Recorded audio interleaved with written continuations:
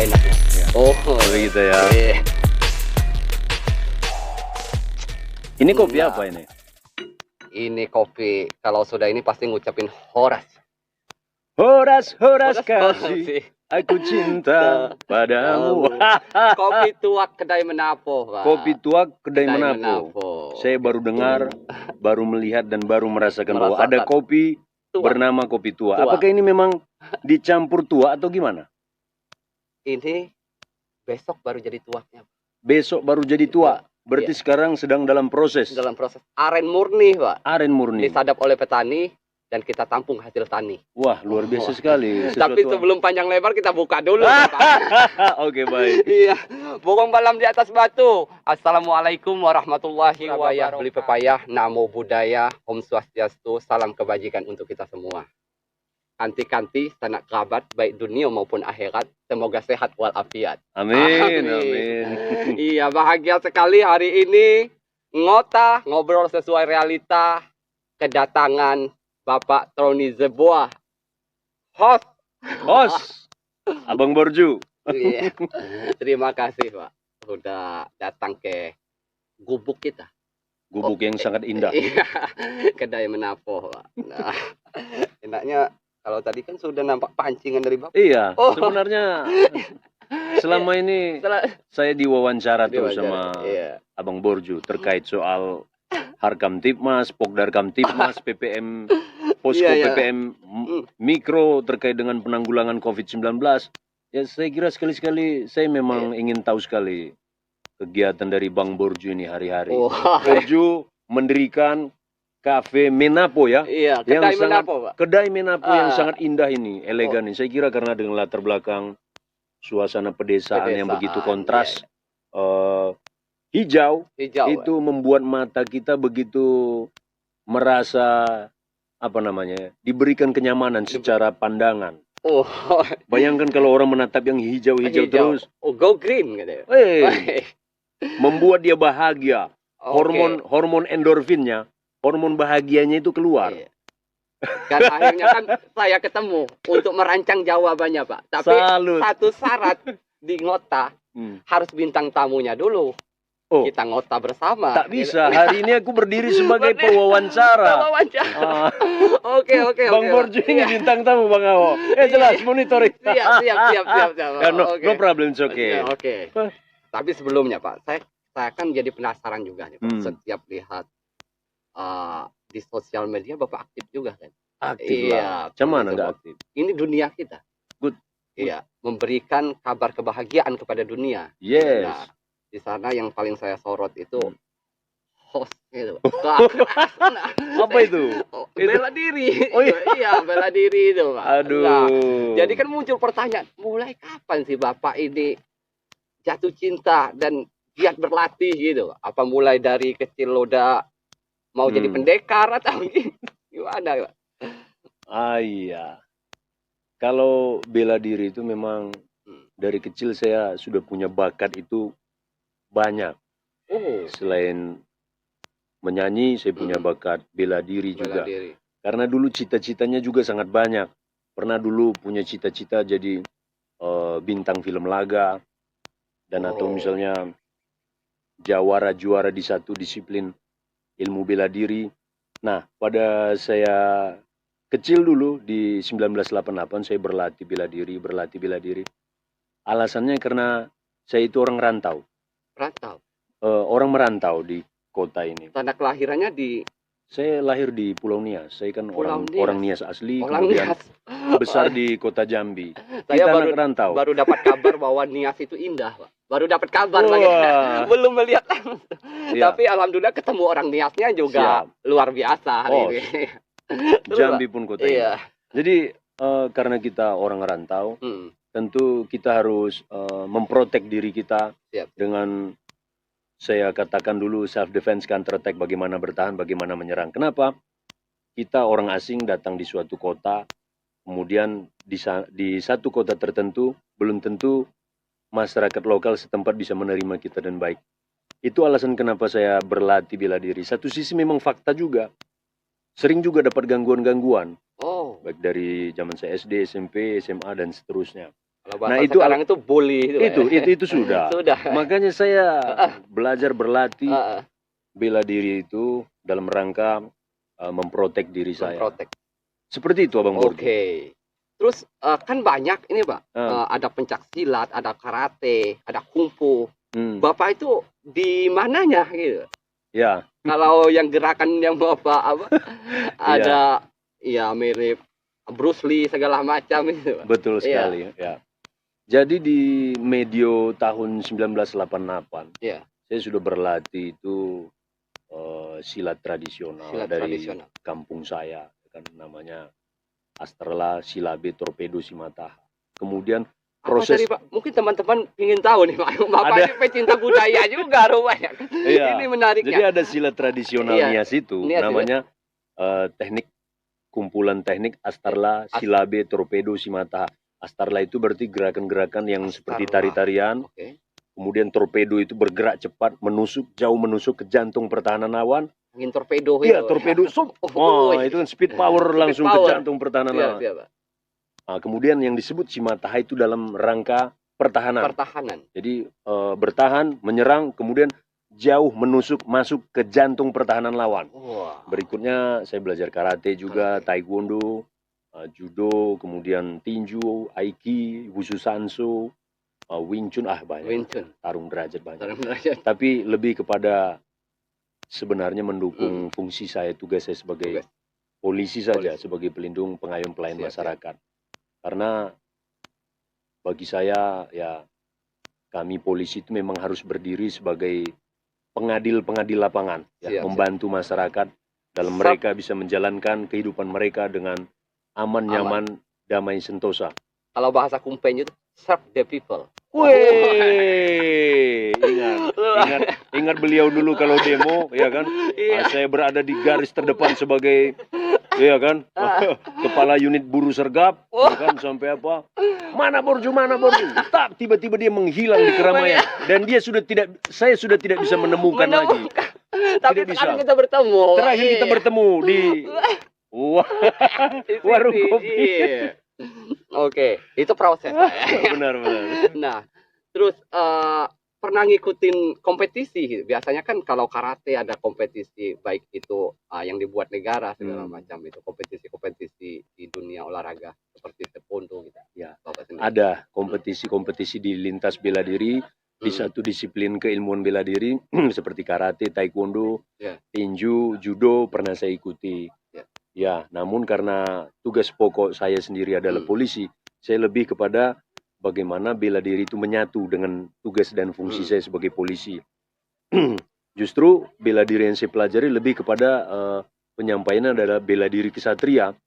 Ya, kalau di polisi saya bisa nangkap pelaku crime, ya kan, pelaku 3C, curanmor dengan teknik bela diri. Sekarang saya berlatih teknik bela diri kesatria. Namanya bela diri kesatria itu tidak harus dipertandingkan karena dia bela diri yang sangat mematikan menggunakan pisau dan atau samurai, tongkat, ya kan, senjata-senjata tajam, senjata-senjata yang pada umumnya tidak digunakan dalam bela diri yang katakanlah tidak menggunakan senjata seperti stand up fighting, kemudian ground fighting. Seperti itu Abang Borju. Terus kan banyak sekarang polisi-polisi muda ya. Bapak-bapak polisi yang baru banyak tertarik nggak Pak untuk mempelajari? Banyak ketertarikan polisi-polisi muda terhadap dunia bela diri. Mereka berlatih menembak, kemudian bela diri, medan tangkas, kemudian seturut dengan perintah Kapolri terbaru kan. Kalau kita misalnya katakanlah menangkap pelaku crime, pelaku kriminal, kalau kita bisa melumpuhkan, kenapa harus membunuh? Itu pesan daripada Kapolri Bapak Jenderal Listio Sigit. Itu pesan beliau. Bisa menjaga diri kita, menjaga orang di sekitar kita. Iyalah begitu. Namun yang perlu saya tambahkan, sebenarnya kan kalau di sisi lain belajar bela diri ini bukan mau membuat atau menciptakan kita jadi Superman, tetapi tidak ada sebenarnya orang yang hebat secara ilmu bela diri. Yang ada itu orang terlatih. Karena sekalipun orang mau tinggi banget ilmunya atau apa, kemungkinan dia terluka dan terbunuh itu pasti ada. Pasti ada. Tapi bela diri itu bagaimana bisa menjadi berkat bagi orang lain. Kita bisa menolong orang lain, bisa melindungi orang lain dari katakanlah kemungkinan-kemungkinan potensi ancaman yang mengganggu dirinya. Khususnya saya kan bicara dalam konteks saya sebagai seorang polisi. Iya. Itu loh Abang Borju. Ngopilah dulu kita ya. Nah, ini. Saya satu seruput ini muncul 1000 pertanyaan. Ini kopi ini ajaib nih, Pak. Ya. Tapi benar juga, Bang. Iya. Ini sepertinya rasa tua memang. Rasa tua. Sebenarnya memang dicampur tua atau memang dari aren? Aren. Aren ya? Aren. Jadi dahulu petani yang di sini kan biasanya kan ngambil aren cuma kebutuhan gulanya. Gulanya. Nah sekarang kepingin kita ya mencoba memperbanyak produk dari hasil tani mereka, beberapa varian bisa kita buat. Itu ya. Jadi petaninya sejahtera juga, kita juga sejahtera. Itu sudah. Ekonomi rakyat. Ekonomi rakyat. Ya siapa tahu bisa silat nanti saya, Pak. Beberapa hari lalu saya lihat Bang Borju posting semacam gerakan-gerakan Wing Chun. Silat tradisional. Saya nggak tahu itu apa Cimande, Cikalong atau Sinding dalam versi orang kita Jambi. Saya nggak ngerti. Saya kira luar biasa itu. Saya agak terpesona melihatnya. Terpesona aku. Udah muncul semangat. Luar biasa. Iya. Terus Pak gini ya. Untuk anak muda pada masa sekarang, ini prospek untuk di bidang olahraganya kan kalau kebanyakan anak-anak kampung ya main bola kaki gitu. Nah, untuk dasarnya aja, Pak, untuk lebih menarik, kebetulan saya ada sekolah gini, menarik mereka untuk lebih mengetahui dunia bela diri untuk ke cabang olahraganya. Mungkin ada tips dari Bapak. Iya. Jadi saya tahu ternyata Bang Borju ini seorang guru. Seorang guru yang memang mencintai, mengasihi, menyayangi murid-muridnya. Iya. Saya kira langkah yang bagus, yang tepat kalau misalnya di sekolah Abang Borju juga membuka semacam pelatihan bela diri. Iya. Apalagi sekolah tersebut memiliki putra-putri yang katakanlah memiliki bakat ke arah sana. Terserah bela dirinya apa saja. Yang penting memang bela diri tersebut digunakan untuk melatih kebugaran, melatih kearifan, kebijaksanaan, mentalitas dan fisik mereka ke arah yang lebih baik. Itu sudah. Karena di mana apa tadi? Di mana fisik yang sehat, terdapat apa namanya? Jiwa yang kuat atau gimana itu? Mensano.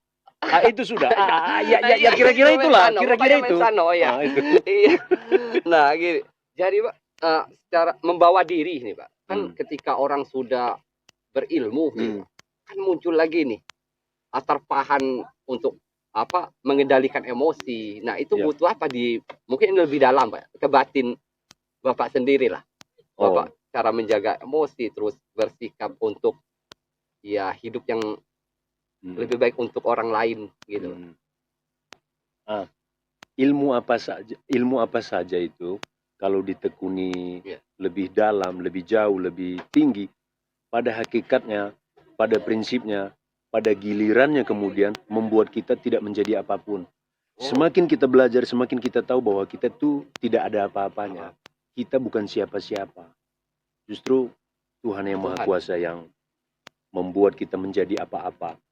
Jadi maksud saya, antara ilmu keduniawian dengan religiusitas, spiritualitas, itu mesti satu kesatuan, supaya sinergi.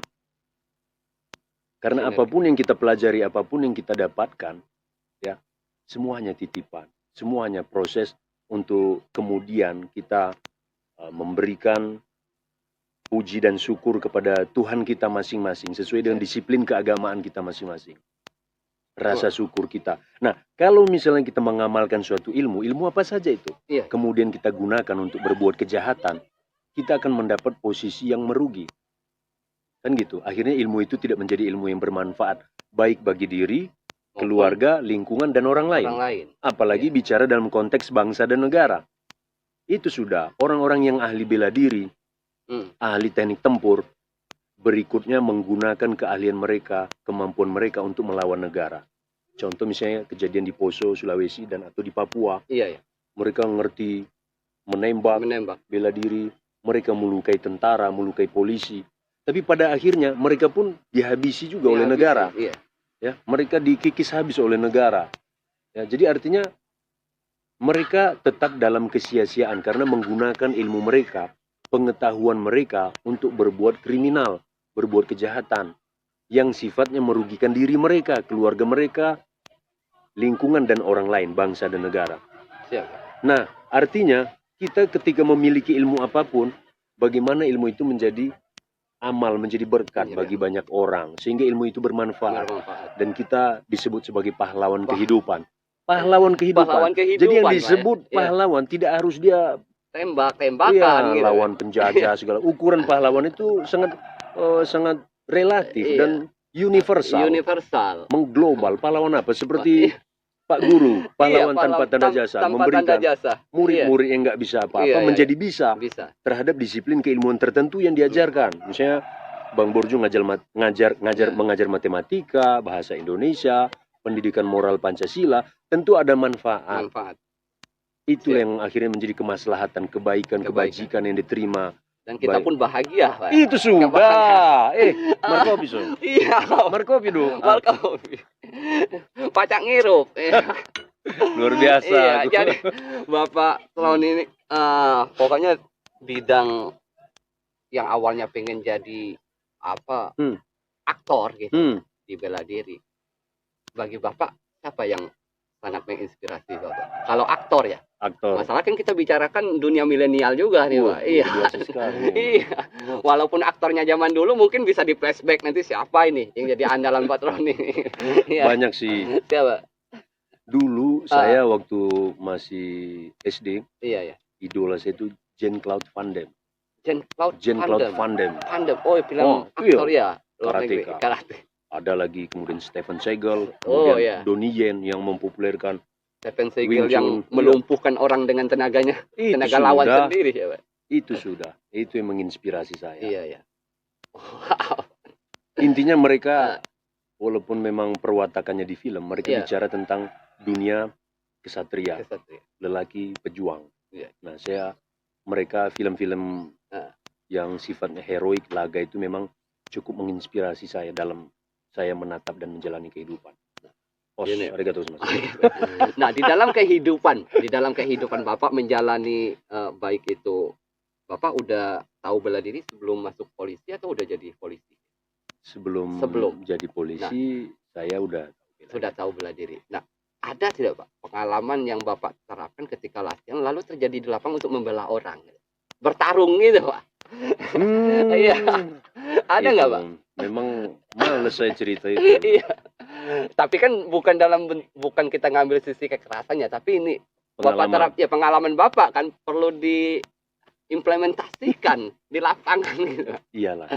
Jadi memang bela diri kan mengajarkan kita keras, namun harus sportif, kesatria.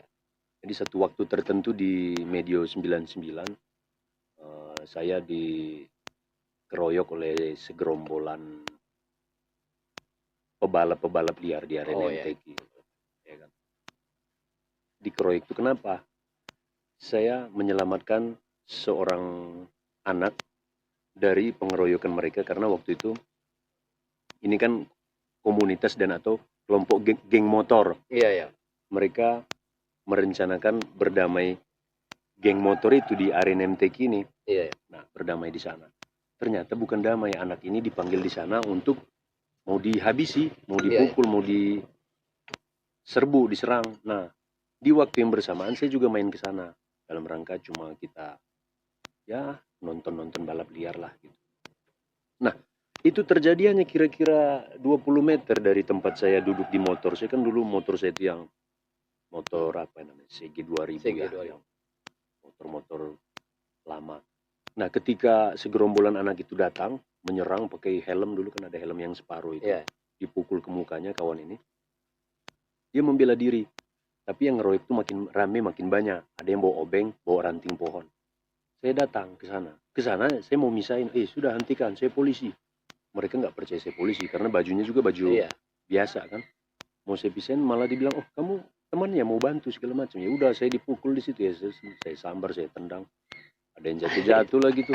Ya, jadi bisa diterapkan, Pak. Bisa diterapkan, tapi jangan kita yang istilahnya, intinya ilmu kita jangan kita gunakan untuk menyakiti orang kejahatan. Tapi kalau kita memang dalam rangka membela diri kita, marwah kita, kehormatan harga diri kita, itu suatu kepastian, itu suatu keharusan, apalagi membela orang yang tidak bersalah.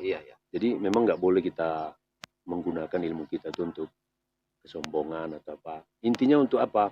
Membela yang lemah, yang secara adil lah. Kalau kita gunakan dengan sombong, kita sendiri yang rusak, kita sendiri yang hancur. Itu sudah pasti hukum alam. Tetap hormat sama orang. Macam mana kira-kira Bang Burjo? Setuju Bang Burjo? Setuju. Saya dengar-dengar juga, Bapak. Bapak di bidang tarik suaranya bagus. Kalau saya tarik tambangnya juga nggak tarik tambangnya? Nggak sanggup. Nah, teman-teman di rumah pasti pengen dengar suara Bapak. Bang Burjo harus tahu bahwa saya ini bukan artis. Ya, jadi kalau misalnya suaranya nanti lari-lari, jangan diketawain. Malu kita sama Pak Cik kan yang lagi monitor ini di belakang ini. Boleh lah, boleh aja. Teman-teman tetap tongkrongi ngotah. Kita akan dengarkan suara emas dari Pak Roni Zabur. Baik.